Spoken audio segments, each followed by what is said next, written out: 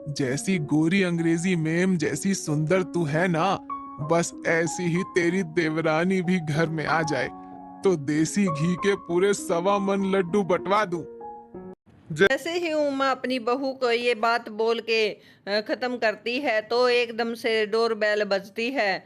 उमा सरदा को दरवाजा खोलने के लिए भेजती है, तभी देखती है कि मोहन साउथ इंडियन लड़की से शादी करके वहां पर खड़ा है। सरदा सास को ताना देते हुए कहती है, अरे माँ जी, ये लो आपकी गोरी बहू आ गई है, आके स्वागत कर लीजिए। झिलमिल उनके पैर छूती है और वह मोहन से कहती है, तुझे यही मिली थी सारे देश में शादी करने के लिए काली कलूटी। वह उसको ज्यादा कुछ नहीं बोलती है क्योंकि उसका बेटा भी वहीं खड़ा था और वह अपने बेटे की नजरों में बुरा नहीं बनना चाहती थी। झिलमिल अगले दिन से ही सारे घर के काम करने लग जाती है, लेकिन उमा को वह बिल्कुल भी पसंद नहीं थी क्योंकि वह बहुत काली थी। अगले दिन वह डोसा और चटनी बना के लेके अपनी सास के सामने रख देती है और उसकी सास कहती है, अरे ये क्या बना दिया है तूने? अरे माँ जी, ये डोसा और चटनी है। अरे मुझे नहीं खाना, ये डोसा और चटनी तेरी, ले जा इनको यहाँ से उठा के। वह उसको कहती है कि ठीक है माँ जी, मैं आपके लिए मूली के पराठे बना देती हूँ। तो उसकी सास कहती है ठीक है, ले आ। वह अगले दिन उसको ऐसे ही ताने देती रहती है कि तू काली है, अरे तुझे मेरा ही बेटा मिला था क्या शादी करने के लिए? बड़ी बहू तो इतनी गोरी चिट्टी और तू इतनी काली। झिलमिल की आंखों से आंसू आने लगते हैं और वह कहती है, माँ जी, क्या काला होना इतना बुरा है कि आप मुझे हर वक्त ताने देती रहती हैं मेरे रंग को लेकर के। अगले दिन सरदा अपनी सास के पास आती है और कहती है कि मेरे भाई की शादी है और हमें वहां पर जाना है, हम मना नहीं कर सकते हैं। वह कहती है, मुझे इस काली बहू को ले जाकर शर्म आती है, कैसे मैं लोगों का मुंह चुप करूंगी। वह कहती है, हम मैं ऐसा ही तो चाहती हूँ कि लोग इसको अच्छे से ताने दे और यह हमारा घर छोड़ के यहाँ से भाग जाए। सभी लोग शादी में चले जाते हैं, कोई भी कुछ ज्यादा ध्यान नहीं देता है झिलमिल की तरफ, लेकिन कि उसकी सास और जेठानी ही सबको ये एहसास कराने पे लगी हुई थी कि उसका रंग काला है और उसे कहती है कि देखो मेरी देवरानी है, लाखों में एक है। वह कहती है, अरे तुझे सरदा यही मिली थी क्या तेरे देवर को शादी करने के लिए?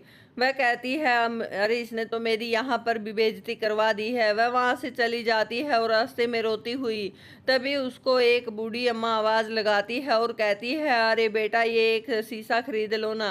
वह कहती है, माँ जी, क्या मेरी शक्ल को मैं शीशे में देख के करूँगी भी क्या?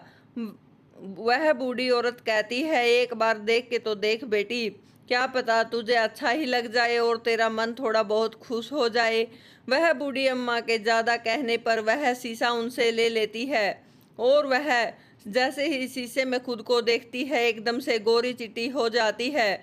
वह एक जादुई आईना था। वह अम्मा से कहती है, अरे अम्मा, ये कैसा कमाल है? अम्मा कहती है, बेटा, ये जादुई शीशा है, अगर तू इसमें देखा तो गोरी हो गई, अगर कोई और इसमें देखेगा तो वह तेरा रंग उसके ऊपर चला जाएगा और वह काली हो जाएगी। वह कहती है, अम्मा, इस चीज को ठीक कैसे किया जाएगा? वह कहती है कि अगर तू दोबारा से इसको देख लेगी तो तू दोबारा से वैसे ही काली हो जाएगी, लेकिन वह जीवन भर रहेगा। उसकी सास और श्रद्धा उसको देखकर कहती हैं, अरे तू तो बहुत गोरी हो गई। उसकी सास को उसका सब कुछ पसंद आने लगता है। वह बहुत प्यार करने लग जाती है क्योंकि अब वह श्रद्धा से भी ज़्यादा खूबसूरत लग रही थी। उसकी सास सारा दिन उसकी तारीफ करती और घर में पार्टी का भी अरेंजमेंट करती है।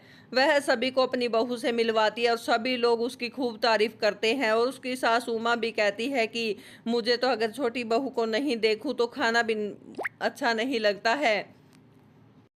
सब उसकी तारीफ करते हैं और श्रद्धा इससे चिढ़ने लग जाती है। वह कहती है कि अब तो मुझे देखना ही पड़ेगा, ऐसा कौन सा जादुई चीज है इसके पास जो इतना गोरी हो गई है, अब कोई भी मेरी तारीफ नहीं करता है। एक दिन वह उसको शीशे में देखते हुए देख लेती है और कहती है, अच्छा ये राज है तो भी इसका आज तो मैं भी इसमें देख ही लूंगी।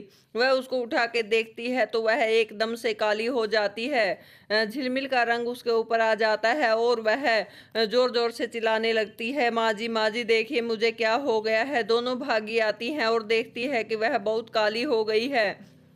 तो वह शीशे को बताती है कि मैंने इसमें देख लिया है। वह सारी घटना उन दोनों को बताती है कि कैसे-कैसे उस बूढ़ी अम्मा ने उसे बात बताई थी। वह रोने लग जाती है और कहती है कि मैंने तुम्हारे साथ जो भी व्यवहार किया मुझे उसका पछतावा है। काला और गोरा होना कोई बड़ी बात नहीं होती है। आज मैं काली हूँ तो मुझे समझ में आ रहा है कि किसी को कैसा फ़ील होता है। वह शीशे में खुद को देख लेती है और एकदम से वह काली हो जाती है और श्रद्धा गोरी हो जाती है। लेकिन उसकी सास और उसको ये समझ आ गया था कि काला गोरा होने से कुछ नहीं होता है, गुण होने से ही सबको फ़र्क पड़ता है। तो उसकी सास भी माफ़ी माँग